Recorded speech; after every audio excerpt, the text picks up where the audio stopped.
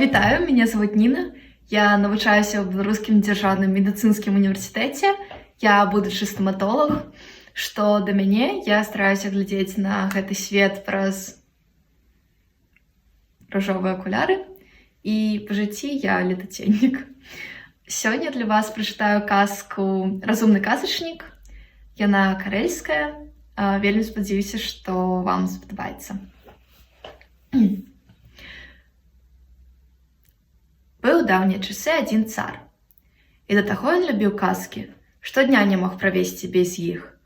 А ці лёгка было расказваць таму цару казкі, калі іх усе яму пераказвалі, а ён іх і пераслухаў. Ды мала таго, ты яму не проста казку раскажы, а кожны раз новую, пра якую ён і чуць не чуў. А раскажаш старую, дык абавязкова галаву табе адсякуць. Такое было яго рашэнне, такі быў яго загад. Ну то ён і цар. Ну і ляцелі яго дзяржаве галовы з плячэй, таму што не было каму расказаць казку такую, якую б цар не ведаў. Вось і настаў дзень, калі ніхто не згадзіўся да таго цара пайсці, ніхто не рашыўся дзеля царскай прыхамаці галаву злажыць.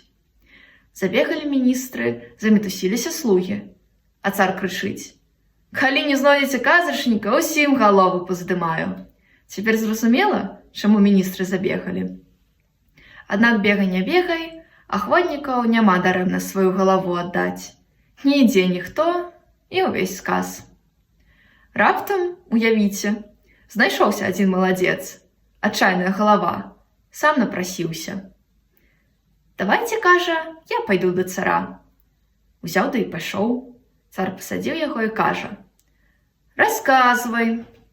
А маладзец пачынае: «Было тое ў часы даўнія, калі мой дзед і твой дзед разам адзін хлеў будавалі, ды такі вялікі, што вавёрка па ім з канца ў канец за цэлы дзень лезь даскакаць магла. Вось гэта быў хлеў ды хлеў. Не чуў?» «Не чуў», сказаў цар. «Ну, калі не чуў, сказаў маладзец, дык і спі, а я завтра прыйду». І пайшоў. На другі дзень прыходзіць, цар яму сам крэсла падстаўляе, кажа: «Расказвай казку». А той пачынае: «Помніш, які хлеў мой дзед і твой дзед пабудавалі? Дык вось, выгадалі яны ў тым хлеве быка, ды такога, што ластаўцы, каб з аднаго яго рога на другі перабрацца, цэлы дзень ляцець трэба было. Пра гэта чуў?» «Не, не чуў». «Ну, а калі гэтую казку не чуў, — кажа маладзец смела, — тады кладзіся спаць, а я завтра прыйду». Пайшоў і зноў галаву цэлую панёс. Ляжыць цар, з боку на бок варочаецца, думае: «Вось жа разумны, умее прыдумляць. Але я не лыкам сшыты, розуму не хопіць, хітрасцю адолею. Прычаплюся, і ўсё адно адсякуць табе галаву». Раніцай склікаў цар сваіх міністраў і кажа ім: «Прыходзьце вечарам казкі слухаць і запомніце, што гэты малойчык не скажа, вы на тое дружна кажыце, што, маўляў, ужо чулі». Прыйшоў маладзец трэці раз. Цар яму крэсла назустрыч выносіць. Маладзец і кажа: «Калі твой бацька і мой бацька па суседству царавалі, твой бацька ў майго бацькі пазычыў золата. 40 бочак тым золатам напоўнілі, і кожная бочка ў коптур. Вось колькі золата іх было. Чулі?» А міністры царскі загад помнілі і закрычалі: «Чулі!» «Ну, калі чулі, — сказаў маладзец, — то тады прыйшоў час аддаваць, цар, даўгі». Што рабіць? Тут ужо не да пакарання смерцю, не да галавы. Сорам вунь які, золата ўзяў і не аддае. Давялося цару раскашэліцца.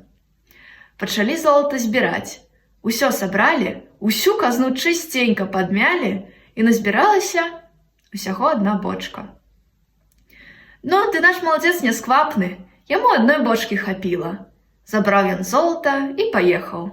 А цар з таго часу асцерагаўся галовы секчы, і казкі слухаў, ды яшчэ і дзякуй казаў. Вось так яно.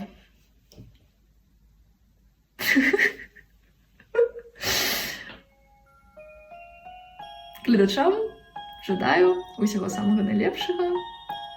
быць удзячнымі, калі вам расказваюць казкі. І не хварэйце. Муа!